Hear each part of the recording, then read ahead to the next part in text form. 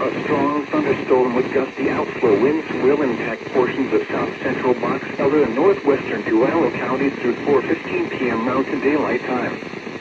At 3:31 p.m. Mountain Daylight Time, Doppler radar was tracking a strong thunderstorm with gusty outflow winds 15 miles southwest of Wendover, moving northeast at 50 miles per hour. Hazard, wind gusts of 50 to 55 miles per hour. Radar indicated.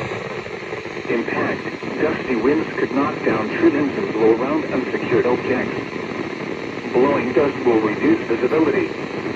Locations impacted include Wendover, Knowles, Utah Test and Training Range North, Clive, Utah Test and Training Range South, and Bonneville Salt Flats.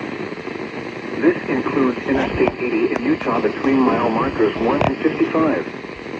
If outdoors, consider seeking shelter inside a building.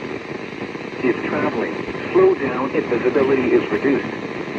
Crossings may cause difficult driving conditions.